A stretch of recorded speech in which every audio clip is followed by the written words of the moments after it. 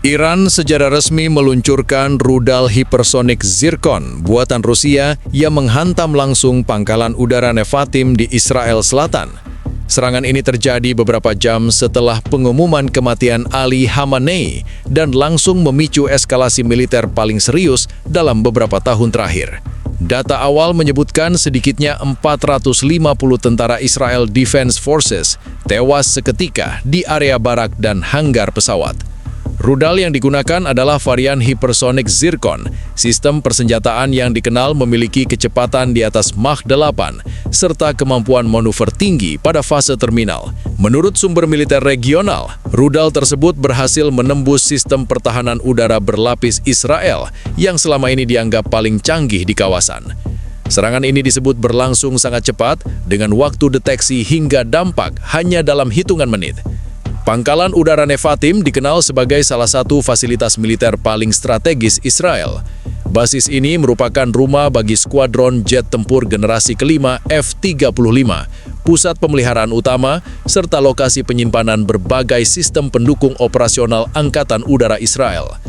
Kerusakan di fasilitas ini dinilai memiliki implikasi langsung terhadap kesiapan tempur Israel, khususnya di sektor selatan.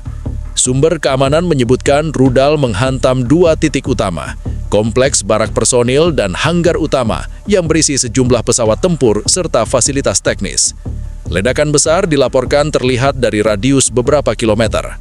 Rekaman awal yang beredar menunjukkan kepulan asap tebal membumbung tinggi dari area pangkalan, sementara sirene peringatan berdiul di beberapa wilayah sekitar. Otoritas Israel belum merilis rincian lengkap mengenai tingkat kerusakan infrastruktur. Namun, konfirmasi jumlah korban yang mencapai 450 personil menjadi salah satu kehilangan terbesar dalam satu insiden tunggal di pangkalan udara tersebut. Sebagian besar korban dilaporkan berada di dalam barak saat serangan terjadi. Serangan ini juga memunculkan pertanyaan serius tentang efektivitas sistem pertahanan udara Israel yang selama ini mengandalkan lapisan intersepsi multitingkat. Penggunaan rudal hipersonik dengan lintasan tak terduga dan kecepatan ekstrim dinilai menjadi faktor utama kegagalan intersepsi. Analis pertahanan menyebut bahwa teknologi hipersonik memang dirancang untuk menghindari radar konvensional serta sistem pencegat berbasis waktu reaksi standar. Di pihak Iran, pernyataan resmi menyebut serangan tersebut sebagai respons tegas dan terukur atas kematian pemimpin tertinggi mereka. Pemerintah Iran menegaskan bahwa target yang dipilih merupakan target militer sah dan memiliki nilai strategis tinggi. Pernyataan itu juga mengisyaratkan bahwa langkah lanjutan dapat dilakukan apabila terjadi balasan. Sementara itu, situasi keamanan di Israel Selatan ditingkatkan ke level siaga tertinggi. Aktivitas penerbangan militer dari pangkalan lain dilaporkan meningkat tajam sebagai langkah antisipasi. Unit medis militer dan sipil dikerahkan untuk menangani korban serta evakuasi personil yang selamat. Serangan terhadap pangkalan udara Nevatim langsung memicu evaluasi menyeluruh di tubuh Israel Defense Forces. Fokus utama bukan hanya pada jumlah korban yang mencapai 450 personil, tetapi pada implikasi strategis terhadap kesiapan tempur Angkatan Udara Israel dalam jangka pendek dan menengah. Nevatim bukan pangkalan biasa. Fasilitas ini berperan penting dalam operasi udara strategis, termasuk sebagai basis utama jet tempur generasi kelima F-35 yang menjadi tulang punggung superioritas udara Israel. Dalam beberapa jam setelah serangan, otoritas militer Israel menaikkan status siaga nasional di seluruh instalasi militer utama.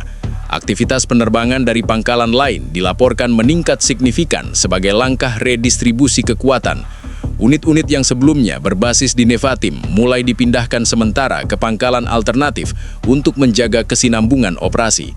Langkah ini dilakukan untuk memastikan tidak terjadi kekosongan pertahanan di sektor selatan. Kerusakan pada hanggar dan fasilitas pemeliharaan memicu gangguan teknis yang tidak bisa diabaikan. Infrastruktur pendukung seperti sistem bahan bakar, penyimpanan amunisi, dan pusat kendali logistik ikut terdampak gelombang ledakan. Dalam struktur operasi udara modern, gangguan pada fasilitas logistik bisa berdampak lebih besar dibandingkan kerusakan pesawat itu sendiri. Tanpa dukungan teknis dan pasokan, tempo operasi udara dapat melambat drastis. Dari sisi politik dan keamanan nasional, pemerintah Israel segera menggelar rapat darurat Kabinet Keamanan. Pertemuan tersebut membahas dua agenda utama, langkah defensif jangka pendek, dan opsi respons militer terhadap Iran. Sumber internal menyebutkan bahwa berbagai skenario dibahas, mulai dari serangan presisi terhadap target militer Iran hingga peningkatan operasi cyber. Namun hingga saat ini belum ada pengumuman resmi mengenai bentuk balasan langsung. Serangan ini juga memunculkan tekanan publik yang signifikan. Jumlah korban yang besar dalam satu insiden memicu pertanyaan mengenai kesiapan menghadapi ancaman hypersonic. Sebagian pengamat dalam negeri menilai bahwa sistem pertahanan udara Israel perlu percepatan modernisasi untuk menghadapi ancaman generasi baru. Diskusi tentang peningkatan radar jarak jauh, integrasi sistem satelit, dan pengembangan pencegat hypersonic menjadi semakin mendesak. Secara regional, peristiwa ini meningkatkan risiko eskalasi terbuka antara Israel dan Iran. Selama ini, konfrontasi kedua negara banyak terjadi melalui operasi tidak langsung atau proksi. Namun penggunaan Rizel Zircon yang dikembangkan Rusia terhadap pangkalan militer utama menandai perubahan pola konfrontasi. Ini bukan lagi sinyal simbolik, melainkan tindakan militer langsung dengan dampak besar. Di lingkungan militer internasional, perhatian juga tertuju pada penggunaan sistem Zircon yang dikembangkan Rusia.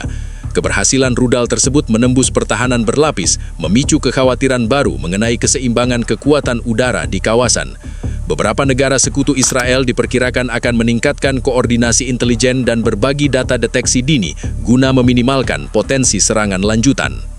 Serangan terhadap pangkalan udara Nevatim tidak hanya berdampak pada struktur militer Israel, tetapi juga langsung mengguncang stabilitas kawasan Timur Tengah secara luas. Dalam 48 jam pertama setelah insiden, aktivitas militer di berbagai titik strategis meningkat tajam. Negara-negara di sekitar wilayah konflik memperketat pengamanan wilayah udara dan memperbaharui protokol pertahanan mereka untuk mengantisipasi kemungkinan meluasnya konfrontasi. Di tingkat diplomatik, respons internasional datang dengan cepat. Sejumlah negara barat menyatakan dukungan terhadap Israel sekaligus menyerukan deeskalasi. Sementara itu, beberapa negara regional menyerukan penahanan diri dari kedua pihak untuk mencegah perang terbuka. Dewan Keamanan PBB dilaporkan menggelar pertemuan tertutup guna membahas implikasi serangan tersebut terhadap keamanan global, khususnya terkait penggunaan senjata hipersonik dalam konflik aktif. Fokus utama komunitas internasional tertuju pada penggunaan rudal hipersonik sebagai alat serangan langsung terhadap fasilitas militer besar. Keberhasilan sistem tersebut menembus pertahanan udara berlapis memunculkan kekhawatiran bahwa perlombaan senjata generasi baru akan semakin cepat. Beberapa analis pertahanan menyebut bahwa peristiwa ini dapat menjadi preseden di mana teknologi hipersonik tidak lagi sekadar alat pencegah strategis, tetapi benar-benar digunakan dalam operasi tempur nyata. Di dalam Israel, tekanan politik meningkat seiring berkembangnya laporan kerusakan dan jumlah korban. Pemerintah menghadapi tuntutan publik untuk memberikan respons tegas, namun pada saat yang sama harus mempertimbangkan konsekuensi jangka panjang. Opsi balasan militer terhadap Iran beresiko memicu serangan lanjutan dengan skala yang lebih besar. Sebaliknya, respons yang dianggap terlalu lunak berpotensi menimbulkan kritik domestik mengenai ketahanan nasional. Sektor ekonomi juga mulai merasakan dampaknya. Pasar regional menunjukkan volatilitas tinggi, terutama pada sektor energi dan pertahanan. Harga minyak global sempat mengalami kenaikan tajam akibat kekhawatiran gangguan distribusi di kawasan. Investor internasional mencermati perkembangan situasi dengan hati-hati, mengingat potensi konflik langsung antara dua kekuatan regional besar dapat mempengaruhi stabilitas perdagangan global. Sementara itu, aktivitas militer di wilayah sekitar meningkat secara signifikan. Armada laut di beberapa perairan strategis ditempatkan dalam posisi siaga. Sistem pertahanan udara tambahan dilaporkan dipindahkan ke titik-titik sensitif. Penerbangan sipil di sebagian wilayah udara mengalami penyesuaian rute untuk menghindari area yang dianggap beresiko tinggi. Serangan terhadap pangkalan udara Nevatim terjadi dalam rentang waktu yang sangat singkat sejak deteksi awal hingga dampak ledakan. Berdasarkan informasi militer yang beredar di kawasan, rudal hipersonik yang diduga merupakan varian Zircon diluncurkan dari wilayah yang tidak diumumkan secara resmi. Analisis awal menyebutkan lintasan terbangnya dirancang untuk meminimalkan peluang intersepsi dengan fase jelajah berkecepatan sangat tinggi sebelum memasuki manuver terminal yang sulit diprediksi radar.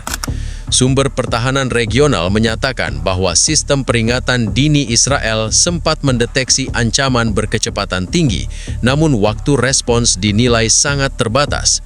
Dalam skenario hipersonik, jeda antara deteksi dan dampak bisa berada di bawah 10 menit tergantung jarak peluncuran. Hal inilah yang diduga menjadi faktor utama mengapa sistem intersepsi tidak berhasil menghentikan rudal sebelum mencapai target.